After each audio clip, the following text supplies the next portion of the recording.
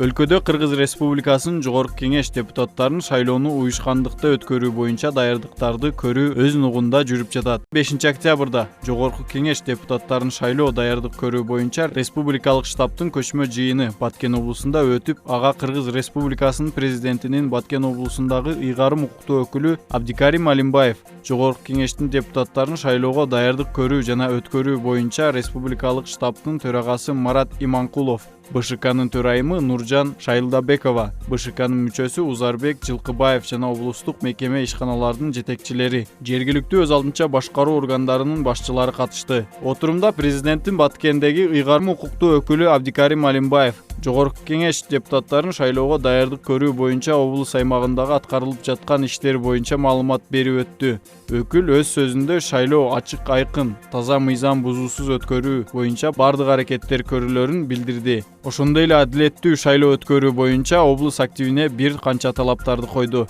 Ал эми Марат Иманкулов бул шайлоо 30 жыл ичинде өткөн шайлоолордон айырмаланып өзгөчө шайлоо болорун билдирди. Ар бир партияга жана талапкерге бирдей шарт түзүлүп, административдик ресурстарга жол берилбей тургандыгын айтып өттү.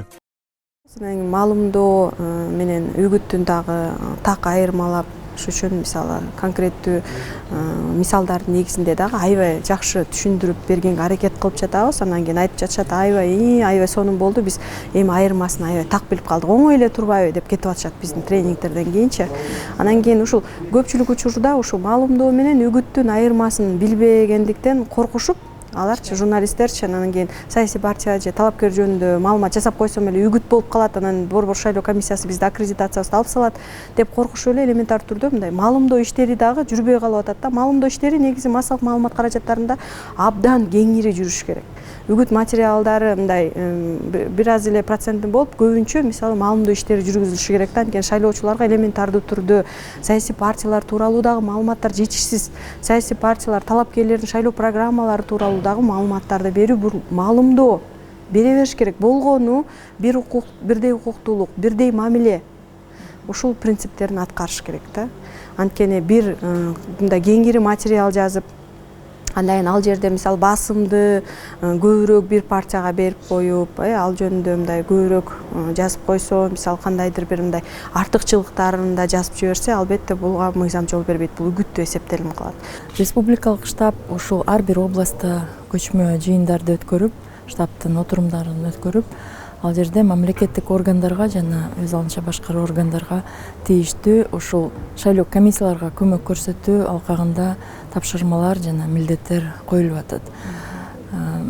Шайлоо уюштуруу жагынан көп эле маселелер чечилүүдө, ал ушул мурдагы уюштуруу тартибинде өткөрүлүп атат.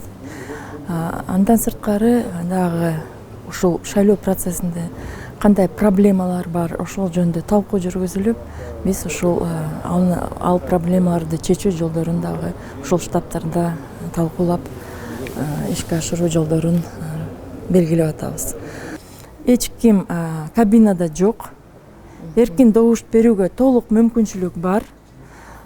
Добуш берүүнүн жашыруундугу конституция менен дагы, практика менен дагы кепилденет. Урналар мисалы жанагындай кимге добуш бергенин эч качан ачпайт. Ал жерде ал сакталбайт маалымат. Ошондуктан эркин добуш берүүгө мүмкүнчүлүк бар. Шайлоочуларыбызды чакырып кетирдим.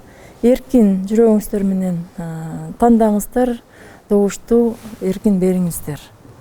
Акча мындай жанагындай турмуштук кыйынчылыктардын натыйжасында эгерде кандайдыр бир ушундай жолго барсаңыздар, ошондо деле мүмкүнчүлүк бар, эркин добуш берсеңиздер. Эч ким көрбөйт. Эч ким көрбөйт, эч ким таасир этүүгө укугу жок, эч ким көрбөйт жана билбейт кимге сиздер добуш бердиңиздер.